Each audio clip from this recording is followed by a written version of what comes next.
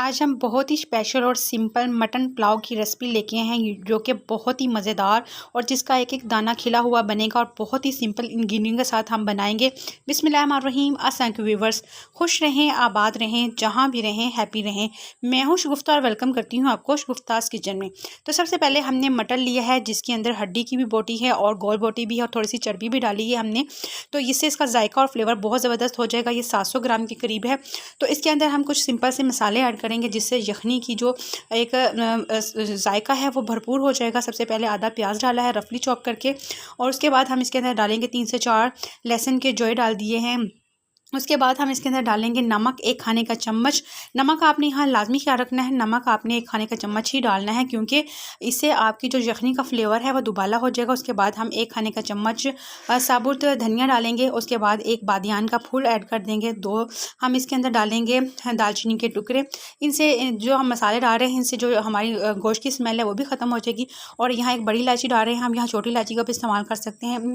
आधा चम्मच हम इसमें ज़ीरा और 4-5 इसमें काली मिर्चियाँ और लौंग हैं वो इसके अंदर डाल देंगे और 1 लीटर पानी शामिल कर देंगे। ये आधा किलो की रेसिपी है तो मेजरमेंट के हिसाब से 2 गिलास बनते हैं और 4 गिलास हम इसमें पानी ऐड कर दिया है।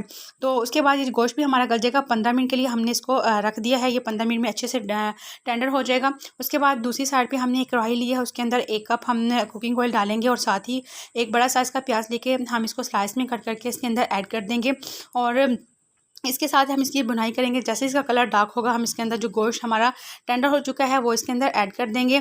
और ये जो हमारा जो मटन है वो इसको फ्राई करना भी ज़रूरी है जिससे इसका जो जायका है वो बहुत ही ज़बरदस्त हो जाएगा। इसको तकरीबन 15 मिनट लगे हैं। अगर आपका जो मटन है या आप बीफ में बना रहे हैं वो अपनी उसकी क्वालिटी के हिसाब से आप इसको प्रेशर दे सकते हैं। प्रेशर कुकर में ये 15 मिनट में अच्छे से गल जाएगा क्योंकि ये छोटे का गोश्त होता है। उसके बाद हमने इसको तकरीबन 5 मिनट मीडियम फ्लेम पर इसको कुक करना है। उसके बाद इसके अंदर हम 1 टमाटर और 3 से 4 सब्ज़ मिर्ची ऐड कर देंगे कट लगा के और 1 खाने का चम्मच इसमें लहसुन अदरक का पाउडर डाल देंगे। इसमें पेस्ट डाल देंगे जो कि इसके अंदर आप 1 खाने का चम्मच इसमें हमने पानी का भी ऐड कर दिया है। इन तमाम मसालों को अच्छे से हम भुनाई करेंगे। उसके बाद पाउडर मसालों में सबसे पहले गरम मसाला आधा खाने का चम्मच डालेंगे, हल्दी पाउडर 1/4 चम्मच ऐड कर देंगे। उसके साथ ही हम इसके अंदर डालेंगे मोटी कुटी हुई लाल मिर्च जो कि हम आधा चम्मच डालेंगे और उसके साथ ही मोटा कुटा हुआ इसके अंदर हम डालेंगे धनिया पाउडर। उसके बाद 1/4 चम्मच सुरख मिर्चों का पाउडर डालेंगे। सुरख मिर्चें इसलिए कम डाली हैं कि यखनी का जो फ्लेवर है वो इसके अंदर मुकम्मल तौर पर आए और मिर्च मसाले यहाँ हमने बहुत कम रखे हैं। अगर आपको स्पाइसी खाना पसंद है तो आप इसमें ज़्यादा कर सकते हैं। और उसके बाद थोड़ी सी इमली डाली है जो 1 खाने का चम्मच था और उसके साथ ही हम इसमें यखनी डाल देंगे 3 गिलास जो कि पकने के बाद 3 गिलास रह गए हैं वो हम इसके अंदर ऐड कर देंगे क्योंकि चावल हमारे 2 गिलास हैं जो कि आधा घंटा पहले हमने भिगो के रख दिए थे। अब जो हमारा पानी है यखनी वाला उसमें बॉयल आना स्टार्ट हो चुका है। उसके अंदर हम डालेंगे चावल।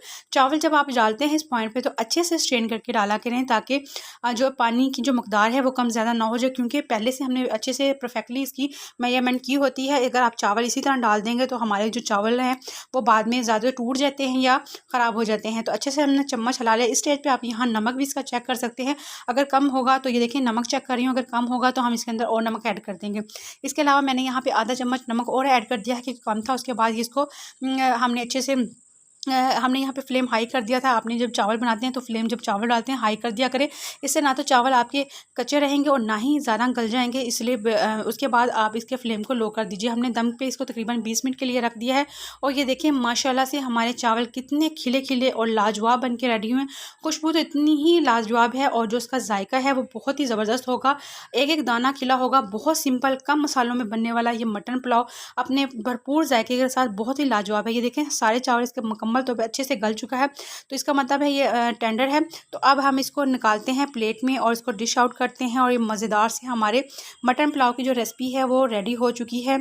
और माशाल्लाह से जो हमारा मटन है वो भी अच्छे से गल चुका है। बस आपने जब इसको यखनी बनानी है उसमें जो मसाले डालने हैं उसका ख्याल रखना है, वरना बहुत आसानी से ये हमारी मटन पुलाव रेसिपी बन जाएगी। बहुत सिंपल आसान सी और जो खुशबू होती है इसके अंदर मैंने 2-3 इसके जो दुम्बे की चर्बी होती है वो भी इसके अंदर ऐड कर दिया था जिससे इसकी जो चिकनाई है वो बहुत ही शाइनी हो जाता है। ये देखिए माशाल्लाह चावल कितने शाइनी लग रहे हैं, उससे बहुत जायके फुल बनता है और शाइन भी बहुत अच्छी चावलों में आती है। तो अगर इस स्टेज पे आपको मेरी ये रेसिपी पसंद आए तो प्लीज़ मेरे चैनल को सब्सक्राइब कीजिए, लाइक कीजिएगा और मुझे ज़रूर बताया करें कि आपको मेरी ये रेसिपीज़ कैसी लग रही हैं। एक एक दाना खिला हुआ है बिरयानी को, दूसरे पुलाव को, चिकन पुलाव वगैरह को आप भूल जाएंगे जब आप ये मटन पुलाव का इस्तेमाल करेंगे, इसको बनाएंगे। इंशाल्लाह हर कोई आपकी तारीफ़ करेगा। तो मुझे इजाज़त दीजिएगा, अपना ख्याल रखिएगा। मिलते हैं नेक्स्ट रेसिपी के साथ। अल्लाह निगहबान।